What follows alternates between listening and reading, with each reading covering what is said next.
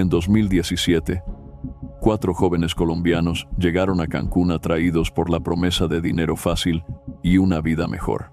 Pocos días después, uno de ellos fue hallado muerto, con claros signos de violencia y marcado con señales de un cártel del narcotráfico, en pleno corazón de la ciudad turística más famosa de México. Los otros 3, entre ellos, una joven, desaparecieron sin dejar rastro. ¿Qué fue lo que realmente ocurrió en Cancún?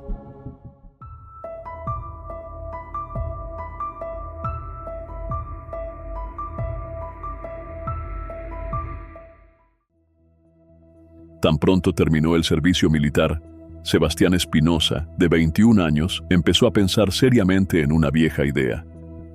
Según su madre, Carmen Urrego, un primo lo convenció de que Medellín no era el lugar adecuado para hacer dinero rápido y en buena cantidad. Ese primo, que vivía en México, le dijo que se lo llevaría, y Sebastián se entusiasmó, sacó el pasaporte y se preparó. En octubre de 2016, el viaje a México ya estaba cerca, pero antes, el primo le habló de una escala. El patrón del primo le consiguió un trabajo en Ecuador, como prestamista. Prestamista, es decir, gota a gota. Carmen decía que no le gustaba ese oficio, pero su hijo insistía en que le pagaban bien y que tenía futuro. Quería conseguir dinero para que su padre dejara de trabajar en unos años y para que pudieran vivir cómodamente. Estuvo 7 meses en Ecuador. El primo le había dicho que eso sería bueno para él.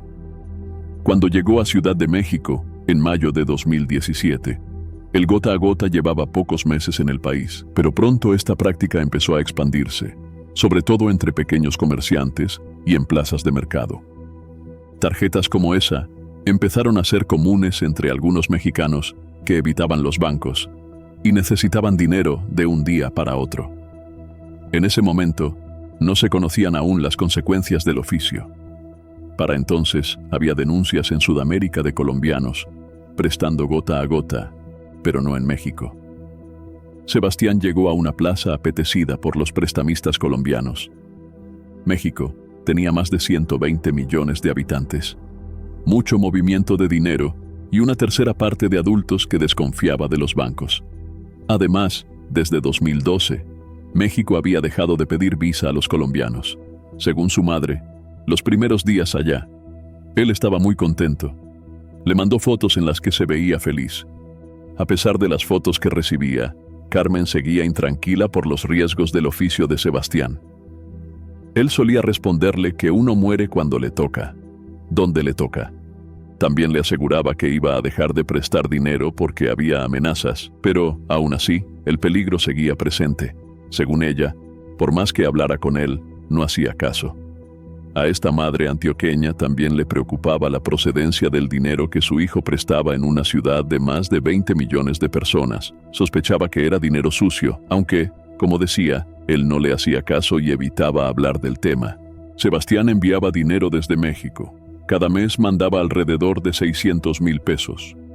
Con lo que ganaba como prestamista gota a gota, cubría sus gastos, hacía turismo, ahorraba y enviaba parte a su familia en Medellín. Su caso no era único. En ese tipo de negocios, empezó a ser común encontrar colombianos que se presentaban como prestamistas generosos y amables. La mayoría de quienes trajeron el gota a gota a México eran colombianos. Mario Di Costanzo, presidente de Coop Ducef, una entidad que defiende a los usuarios frente a abusos bancarios, advertía que esta práctica era peligrosa. Según él, las víctimas más frecuentes eran personas sin acceso a bancos o con mal historial crediticio, lo que los volvía blancos fáciles para este tipo de préstamo informal. Un préstamo de 30,000 pesos, por ejemplo, podía terminar costando hasta 70,000 al final del mes. Según Di Costanzo, el dinero prestado por los colombianos provenía del narcotráfico y otras actividades ilegales. Para cobrar las deudas, algunos obligaban a los deudores a distribuir droga o permitían que sus trabajadores vendieran droga en los negocios de los clientes. Si alguien se negaba, los métodos eran violentos: ataques a los locales, incendios, secuestros, amenazas. Todo eso, decía, lo hacían los colombianos. Con el tiempo, algunas bandas mexicanas aprendieron del negocio Hoy no solo lo replican, sino que también compiten con quienes lo introdujeron. Esto ha generado conflictos entre pandillas y mafias. En lugares como Veracruz incluso, ya se han encontrado colombianos muertos. Fueron asesinados por bandas mexicanas. Estas bandas compiten entre sí para controlar el negocio del financiamiento conocido como gota a gota. A pesar de ese contexto violento, según Carmen, Sebastián era disciplinado. Luego de 8 meses en Ciudad de México, sus jefes le propusieron expandir el negocio a una de las ciudades más turísticas del país. La idea de mudarse a Cancún sedujo a Sebastián. Era una ciudad con casi 1 millón de habitantes, famosa en todo el continente por sus playas, su vida nocturna y sus centros turísticos. Además, le prometieron un cargo superior al que tenía en Ciudad de México. En Cancún sería supervisor de los prestamistas, de los gota a gota. Sin embargo, al llegar, Sebastián se enfrentó con una realidad distinta. Descubrió otra cara de Cancún, una que no se ve en las postales. En 2017, la ciudad registró un aumento del 300% en el índice de homicidios, y la tasa de secuestros estaba por encima del promedio nacional. A través de los medios, también se enteró de que la tasa de asesinatos era de 37 por cada 100.000 habitantes, una cifra que solo superan 2 ciudades en Colombia, Cali y Palmira. Aún así, Sebastián se organizó, encontró alojamiento y comenzó a trabajar. Empezó a abrir sus rutas de cobro, conocido entre los prestamistas como sacar dientecitos, en zonas como Yerbales. Alexander Zuluaga Macías conocía a Sebastián desde el servicio militar, cuando ambos prestaron servicio en Armenia. Su madre, Alexandra Macías, contó que Sebastián le propuso a su hijo irse con él. Ella aceptó, pensando que podría ser una oportunidad para cambiar de vida. Sebastián les había dicho que seguiría trabajando como antes, prestando dinero a diario. Tatiana Góez, de 24 años, la novia de Sebastián, también viajó a Cancún, a pesar de las advertencias de su madre, Aleida Guisao. Tatiana Góez llegó el 27 de mayo de 2017. Se comunicaba por WhatsApp con su madre, pero de manera distante. Unos 15 días después, ambas lloraron en una conversación. Tatiana le dijo que quería hacer su vida, mientras su madre le pedía que regresara. Ella respondió que no, que ya tenía 24 años y no pensaba irse pronto. A Aleida no le gustaba su yerno, ni el trabajo que él hacía en Cancún. Le rogó muchas veces a Tatiana que volviera a Medellín, pero fue en vano. Tatiana empezó trabajando como estilista, pero meses después se unió al oficio de su novio y de Alexander. Al grupo de los 3 colombianos se unieron 2 mexicanos, Román Hernández y Brian Castellano. Aleida le ofreció todo a su hija para que regresara: el pasaje, apoyo, incluso le dijo que no tenía que aportar nada en casa. Pero Tatiana no aceptó. En agosto de 2017, Daniela Alejandra Bermúdez, novia de Alexander, llegó a Cancún. Según ella, el trabajo consistía en cobrar la cuota diaria. Decía que no eran groseros. Les iba bien y, según su testimonio, vivían mejor que en Colombia. Daniela afirmaba que sus amigos no eran violentos, pero un policía mexicano, infiltrado en el mundo del gota a gota, en Chetumal, sostenía que algunos llegaban a golpear personas y a quemar vehículos. Según él, no eran ellos quienes lo hacían directamente, sino que pagaban a pandilleros o delincuentes menores para esas acciones. El mismo agente afirmaba que era común la corrupción en la policía mexicana. Los prestamistas pagaban a policías municipales, estatales, ministeriales e incluso federales para que les permitieran operar y no intervinieran. En Quintana Roo, uno de los 31 estados de México, equivalente a un departamento en Colombia, hay una alta actividad del gota a gota. En ese estado se encuentran ciudades como Cancún, Chetumal y Playa del Carmen. Estas operaciones funcionan de manera similar a las del narcotráfico. Se han detectado aproximadamente 18 células en total. En Quintana Roo se identificaron 7, una en Chetumal, 3 en Playa del Carmen y 2 en Cancún. Según un agente de policía, todas estas células están conformadas por colombianos. Las víctimas no presentan denuncias, ya que reconocen que se trata de acuerdos ilegales y temen represalias, como homicidios o secuestros. Ese era el entorno en el que se movían los hijos de Carmen, Alexandra y Aleida. La madre de Tatiana, en particular, rechazaba ese mundo y lo temía. No se dejaba engañar por el dinero y presentía lo peor. Y no estaba equivocada. La tragedia se aproximaba, gota a gota. En octubre de 2017, Sebastián Espinosa completó 10 meses en Cancún. Se acercaba la Navidad y no quería pasarla lejos de sus padres. Les pidió que sacaran los pasaportes con la idea de recibirlos y que permanecieran allá hasta finales de febrero, en un viaje que duraría cerca de 4 meses. Durante los días previos al 18 de diciembre, hubo compras y visitas a la playa. El dinero, producto del negocio del gota a gota, fluía sin problemas. Pero todo cambió ese 18 de diciembre. Ese día, Sebastián se enteró de que Brian, uno de sus empleados mexicanos, no había devuelto una suma de dinero correspondiente a los préstamos. Junto a su padre, Raúl, su pareja Tatiana y su amigo Alexander, fue a buscarlo a su casa, ubicada en un barrio del sur de Cancún. Brian salió y les informó que no tenía el dinero en ese momento. Tatiana se alteró y, según versiones de vecinos del sector, decidió entrar a la casa. Se dijo que tomó otra forma de cobrarse. Comenzó a sacar zapatos y tenis del hogar de Brian. Esa acción provocó la reacción de la madre de Brian, María Elena, quien llamó a la policía. Pocos minutos después, los 4 colombianos fueron detenidos. A las 3 de la tarde, una hora después de la detención, Carmen y Daniela, que no sabían lo ocurrido, comenzaron a enviarles mensajes. No recibieron respuesta.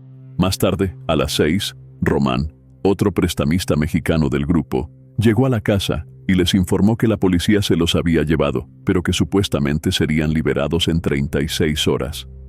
Román confirmó que los 4 colombianos fueron subidos a 2 patrullas. Durante la tarde y la noche, Carmen y Daniela recorrieron varias estaciones de policía en Cancún y cárceles cercanas sin obtener respuestas. A las 10:30 de la noche, Carmen revisó su celular y notó que no tenía mensajes de su hijo. Le pareció extraño. Empezó a escribirle sin obtener respuesta. También intentó comunicarse con Sebastián, pero él tampoco respondía. Las señales indicaban que ambos se habían desconectado desde las 23 horas. Intentó llamarlos, pero ni siquiera entraba la señal. El martes 19 de diciembre de 2017, al día siguiente de la desaparición, Román Hernández, el prestamista mexicano, llevó noticias a Carmen y Daniela. Un contacto lo había llamado para decirle que los 4 colombianos no estaban bajo custodia oficial. Aunque inicialmente los había detenido la policía, posteriormente fueron entregados a un cártel. Según Daniela, se trataba del cártel de Jalisco Nueva Generación, uno de los más violentos de México. La noticia la dejó completamente aterrada. Poco después, un supuesto intermediario empezó a comunicarse para exigir dinero a cambio de la vida de los secuestrados. El grupo exigía una recompensa de 50,000 pesos mexicanos, el equivalente a aproximadamente 8 millones de pesos colombianos. Daniela pidió que cuidaran de ellos y prometió que cumplirían con lo solicitado, mientras rogaba que los mantuvieran con vida. Ni Carmen ni Daniela acudieron a la policía. Afirmaban no confiar en las autoridades mexicanas y consideraban muy extraño que los mismos agentes que los detuvieron los hubieran entregado a un grupo criminal. Para probar que seguían vivos, los secuestradores enviaron un audio en el que Sebastián hablaba con el intermediario. En la grabación, él confirmaba que estaba bien, al igual que su padre, su esposa y Alexander. También mencionaba que les habían quitado una moto y un carro. Con ayuda de conocidos y prestamistas, los amigos de Sebastián lograron reunir el dinero. Daniela contactó a un colombiano que prestaba dinero en la zona y le pidió el favor. Él accedió y prometió entregar la suma al día siguiente. Más tarde, Carmen y Daniela informaron a Aleida y Alexandra, las madres que seguían en Medellín. A Aleida no le respondieron esa vez, pero le dejaron un mensaje. Carmen, la madre de Sebastián, le pidió que se comunicara con urgencia. Insistieron varias veces. El centro comercial Plaza Las Américas, uno de los más importantes de Cancún, fue el lugar indicado por los secuestradores para entregar a Sebastián y a su padre. Carmen llegó al sitio en un taxi similar a los que se estacionan frente al centro. Durante horas recorrió el lugar con la esperanza de reencontrarse con ellos. El centro comercial era grande, y fueron muchas horas marcadas por la angustia y la incertidumbre. Sin embargo, no obtuvo el resultado que esperaba. Se marchó sin respuestas, sin noticias, con las manos vacías. Pasaron las 5, las 6, las 7, 7:30, y nadie apareció. Esa misma noche, los secuestradores volvieron a comunicarse. Esta vez exigieron 80,000 pesos mexicanos, alrededor de 12 millones de pesos colombianos. El dinero fue conseguido por Santiago Espinosa, otro hijo de Carmen, quien llegó desde Brasil, donde también trabajaba en el negocio del gota a gota. Decidieron pagar, con la esperanza de que esa fuera la última vez, pero tampoco hubo entrega.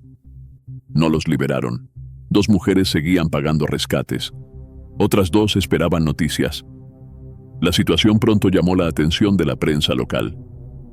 La avenida Nichupté, una de las principales de Cancún, se convirtió en parte de la historia. Los vecinos de la zona se quejaban de 2 cosas: la oscuridad del lugar y la falta de cámaras de seguridad. Hasta allí llegó un reportero de Crónica Roja que investigaba la desaparición de los colombianos. Una fuente le había indicado ese punto específico para obtener información relevante sobre el caso. El periodista llegó alrededor de la 1 de la madrugada.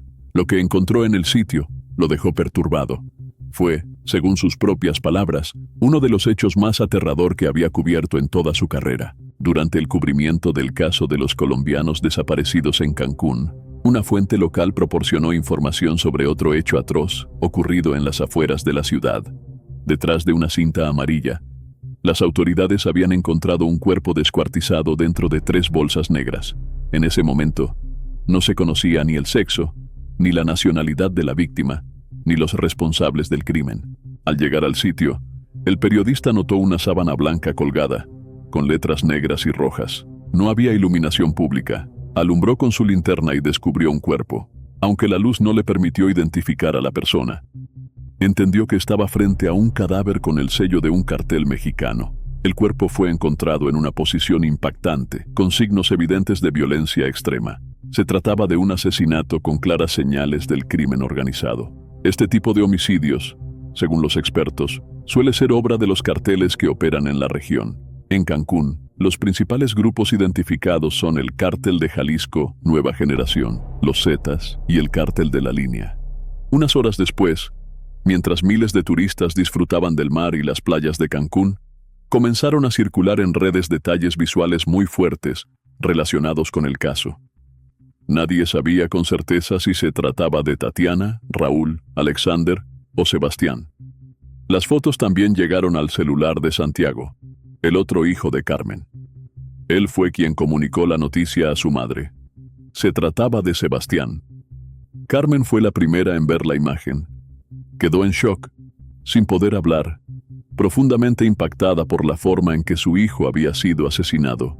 La familia creyó que lo mataron por ser prestamista.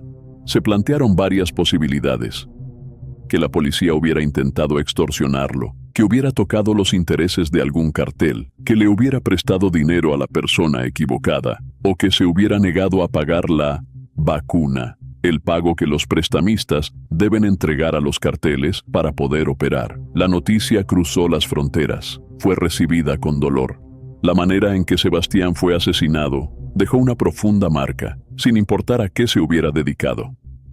Su madre había sentido cierta tranquilidad, pensando que todos estaban juntos, pero al ver cómo apareció Sebastián, esa calma se convirtió en desesperación. En Cancún, finalmente, Carmen y Daniela presentaron una denuncia ante la fiscalía.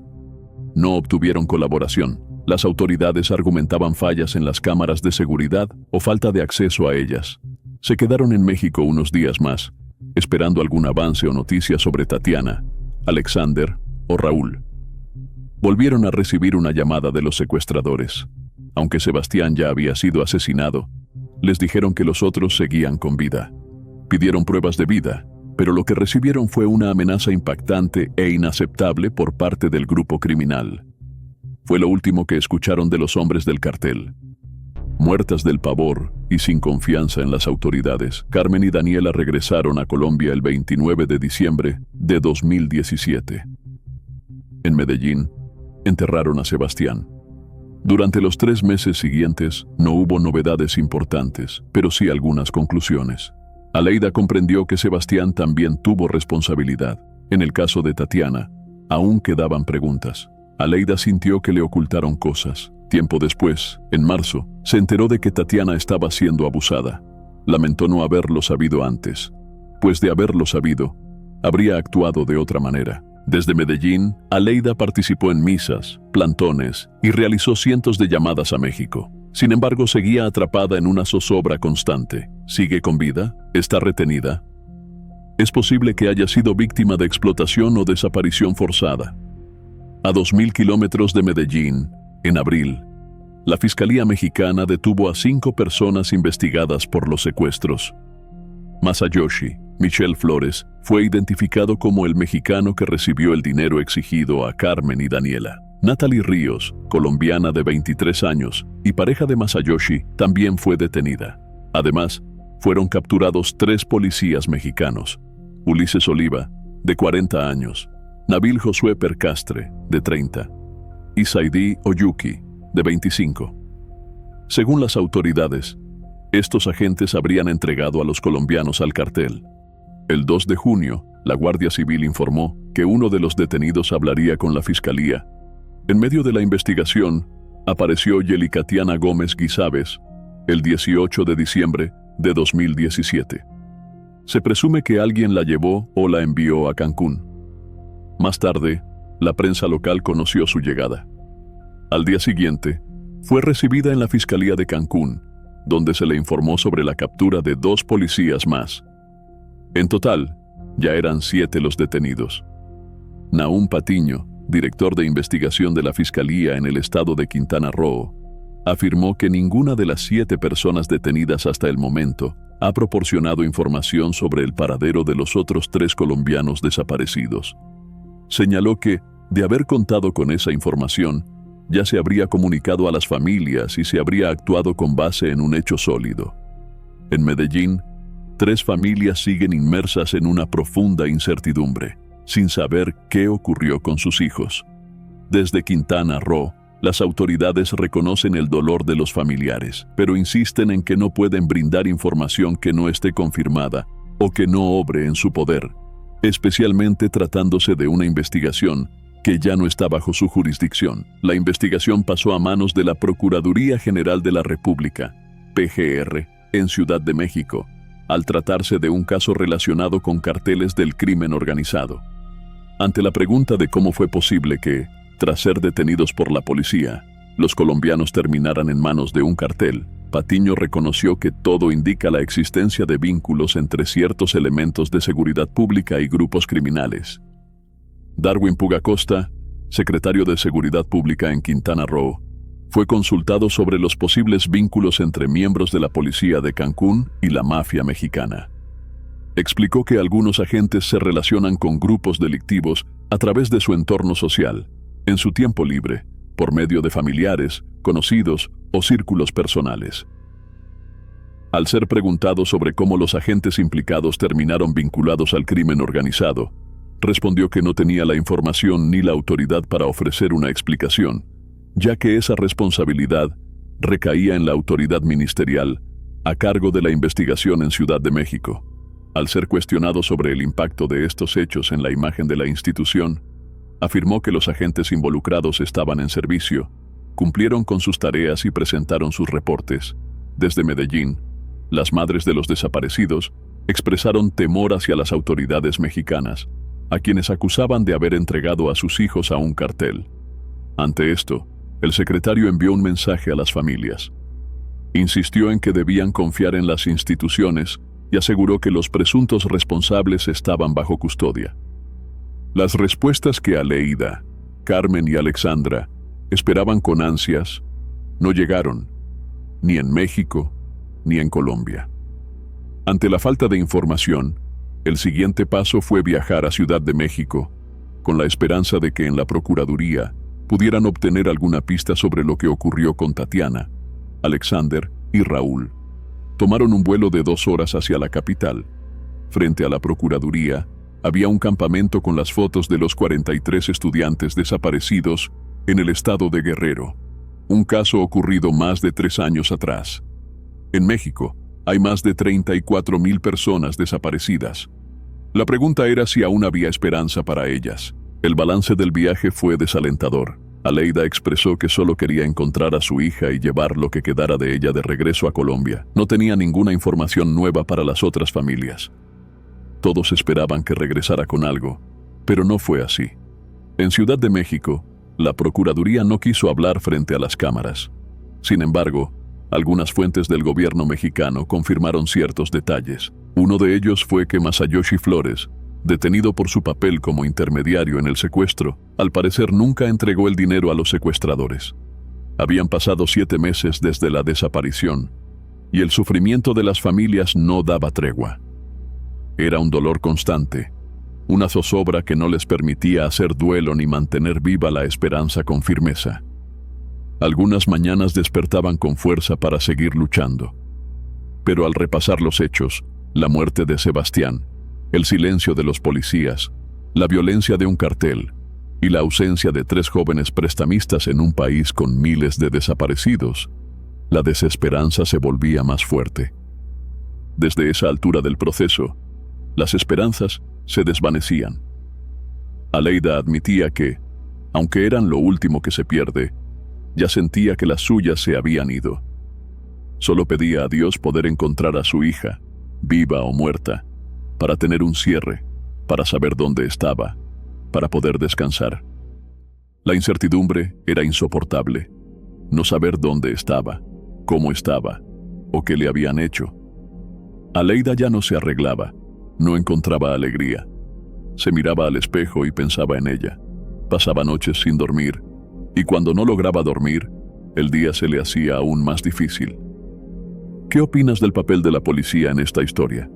¿Te parece justo que después de 7 meses no haya claridad sobre el paradero de Tatiana? Alexander y Raúl, ¿qué mensaje le darías a las madres que siguen esperando una noticia? Deja tu opinión en los comentarios y si te interesa nuestro contenido, no olvides suscribirte al canal.